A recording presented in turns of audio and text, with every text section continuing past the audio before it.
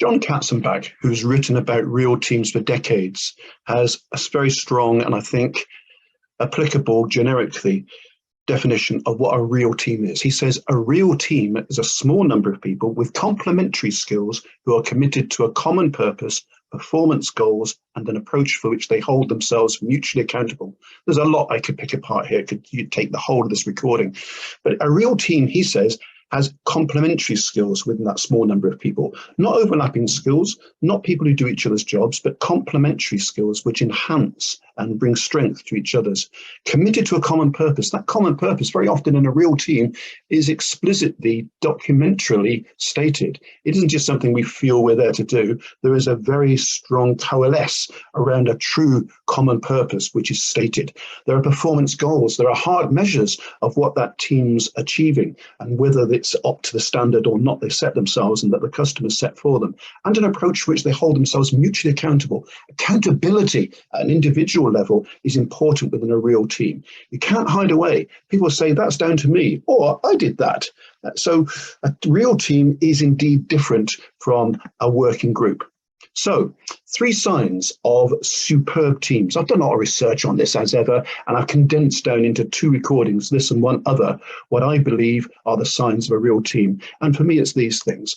So the 3 signs of a superb team, they consistently meet the needs of their customers. Teams don't exist in a vacuum. They are measured against and perform a service to customers. So a sign of a superb team is that they meet and exceed, one would hope, the needs of their customers. Another sign of a superb team is that they operate with increasing effectiveness over time. That's a very powerful, simple statement. It's worth having a look at. They operate with increasing effectiveness over time. So teams don't just stay as good as they are. A real team, an effective team, a superb team keeps getting better. Interesting statement. Third sign of a superb team, they are made up of members who are deeply engaged in and very satisfied with their work.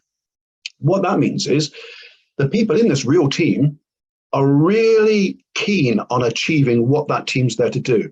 They care about each other, they support each other, they learn from each other. They are made up of members who are deeply engaged in and very satisfied with their work. I think we're already finding that this is an unusual team of people. And then he said group, but it's not a group. So 3 measures of high-level team working. Output. Are our customers happy with our output? It's quality, quantity, and delivery. So one of the 3 measures of high-level team working is output. What are we actually achieving? These are things that are well worth reflecting upon. The next measure of a high-level working team is collaborative ability. Again, these are Richard Hackman's words, and Richard Hackman, together with Ruth Wageman, very often has written extensively on this topic. These are not just random words. These are well-researched, thought-through words. So we have one measure of high-level team working, which is output. We now go into collaborative ability. Do our team's dynamics help us work well together? So collaborative ability is about the team dynamics. It's about how the team processes work. Do the team processes, the things that actually work to make the team achieve its output, are they working as well as they could? Very often they need further development, but here we go. And talking of development, the third measure of high-level team working is individual development. Are individual team members improving their knowledge, skills, and abilities? Because a team, a real team, is made up of individuals. It is not a collective unit only. So individuals within that team should all be developing, should all be getting better to enable the team to move forward, to collectively be better at what they do. So what's next? Here we go. Bruce Tuckman's model is wonderful. No one's come up with a better one in the many years since he put this together. So Bruce Tuckman's model is straightforward. 4 words, but it's such complexity behind these 4 words. Forming, storming, norming, performing. Seductively simple, but massively complex, because forming is all about just that. We form as a team. And of course, a team very often isn't the same team 1 year to the next, 5 years to the next, 5 days to the next. There is continuity in teams. Yes, there is. There's also very often some movement. So people come in, people come out. So a team doesn't form forever. It's reforming. It's constantly looking at itself and forming new membership very often, fairly regularly. So after forming comes storming. Okay, we formed. Now, what are we here to do? What is our purpose? And now we've reformed, we've got someone new in perhaps. How has that changed the dynamic? So storming is something in which the team clarifies roles, expectations, and boundaries one from another. Storming is a very important process and is very often overlooked, possibly because it's a little bit sensitive and difficult. Oh, if we do that, we might get problems. So those problems need to be solved and worked through in order for the team to get to the next stage, which is norming. Norming is about being settled. Norming is about saying we've come through storming. We really have. We've done that well. If you go from forming to norming, well, it doesn't happen because you can't norm because you haven't stormed. You have to storm to get that clarity of role expectation that allows you to norm. Norming is settled. Okay, we're now in a position to perform, which is the last of the 4 stages: forming, storming, norming, performing. Performing is all about just that. Now we're in a position, after all of this very often difficult and maybe awkward stuff, to actually achieve things. A lot of teams that call themselves teams or working groups never get to performing because they haven't thoroughly stormed. Consequently, they haven't settled and normed. They cannot perform. If they're performing at all, they're not performing at the level they could. 4 words, lots of complexity. So 4 things only the very best teams do well. 4 things only the very best teams do well. They experiment with new ways to work more effectively. So really best teams are never satisfied with their current performance. They're saying, who's out there doing this better than we are? What can we do differently and better? Let's not settle for where we are. Let's try and get better at what we do. And for that reason, a very best team seeks best practices from other teams and parts of the organization. So a really best team, however good they are, have the humility. There's a word I wish I could use more often in organizations. The very best teams have the humility to say, hey, we're doing well. We're pretty good, but not as good as we can be. We can get as good as this team does this, maybe inside, maybe outside the organization. And they never lose the appetite to do that. They're constantly looking for ways to improve and get better. So another sign of a very best team is that they take actions to solve problems without waiting for direction. That direction could be from within the team leadership or outside of it. That takes confidence because the team collectively or individuals within it should be able to say, this is what we need to do. And we don't need to go through a permission process. We don't need to seek authority on this. We should do this because it's the right thing to do. So they take action to solve problems without waiting for direction.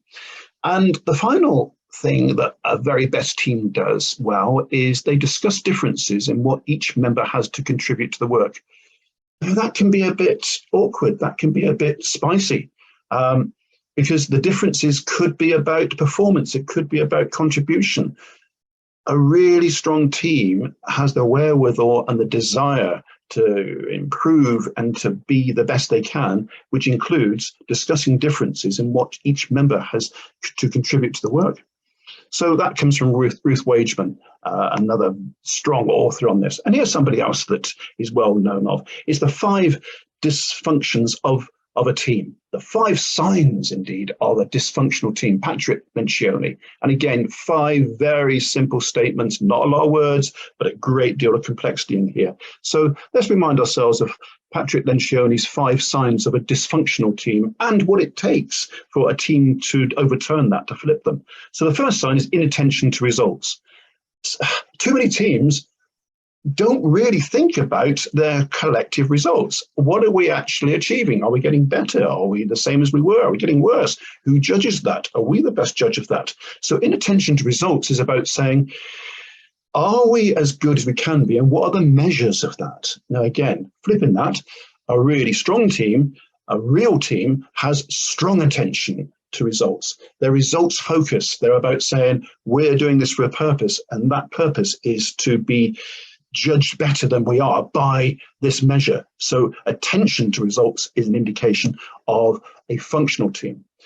Another one of Patrick Lencioni's dysfunctions of a team is avoidance of accountability. It's a word that came up in the initial definition by Jon Katzenbach. Avoidance of accountability, simple enough, isn't it? It's about saying, oh, that wasn't down to me. Or when energy goes into deflection, goes into blame pointing and saying, oh, that's them over there, not me at all. A real team is comprised of people who put their hand up and say, that's down to me. I'll take that one on chin. I tried, I got it wrong. I perhaps need some help on this. I want to do it better. This is how different a real team is, and that's how rare they are. A real team comprises individuals that say, I'm to blame for that. Whoa, powerful stuff. So the third sign of a dysfunctional team for Lencioni, after inattention to results, avoidance of accountability, is lack of commitment. Do people really want to be there? Do they care? Are they really engaged in their work? Because a real team is comprised of people with commitment. They want to be in that team. They want to stay in that team. They want to contribute to that team's output. So lack of commitment is a dysfunction of a team. Strong commitment and a sustained commitment, very often, particularly in difficult times, is a sign of a real team.